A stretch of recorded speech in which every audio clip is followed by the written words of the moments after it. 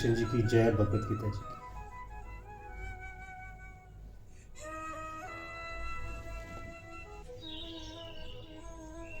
इस प्रकार क्षेत्र और क्षेत्रीय के लक्षण बतलाकर अब क्षेत्रीय और परमात्मा की एकता करते हुए ज्ञान के लक्षण की निरूपण करते हैं।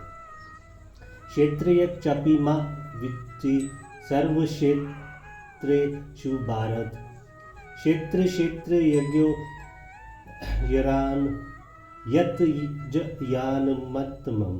हे अर्जुन, तू अब क्षेत्रों में क्षेत्रीय अर्थात जीवात्मा भी मुझे ही जान, और क्षेत्र क्षेत्र यज्ञ का अर्थ विकार सहित प्रकृति का और पुरुष का तत्व से जानना है, वह ज्ञान है, ऐसा मेरा मत है।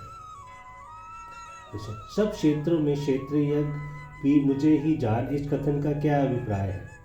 इसमें आत्मा और परमात्मा की एकता का प्रतिपादन किया गया है। आत्मा और परमात्मा में वस्तुतः कुछ भी भेद नहीं है। प्रकृति के संग में से भेद सा प्रतीत होता है। इसीलिए दूसरे अध्याय में 24वें और 25वें श्लोक में आत्मा के स्वरूप का वर्णन करते हुए जिन शब्दों का प्रयोग किया है, 12वें अध्याय के 3 श्लोक में निर्गुण निराकार परमात्मा के लक्षणों का वर्णन करते समय भी प्राय उन्हीं शब्द का प्रयोग किया गया है।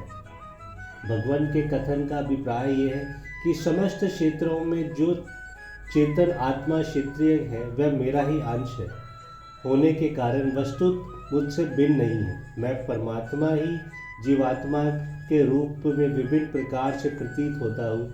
इस बात को तुम भली भांति समझ लो। यदि यह ऐसा अर्थ मान लिया जाए कि समस्त क्षेत्रों में यानी शरीर में तुम क्षेत्रीय को और मुझको भी स्थित जानो, तो क्या हानि है? भक्ति प्रदान प्रकरण होता तो ऐसा अर्थ भी माना जा सकता है, किंतु यह प्रकरण ज्ञान प्रदान है। इन प्रकरण में भक्ति का वर्णन ज्ञान के साधन के रूप में आया है, इसीलिए यह भक्ति का स्थान गौण माना गया है। अतएव यह अद्वैत परक व्याख्या ही ठीक प्रतीत होती है।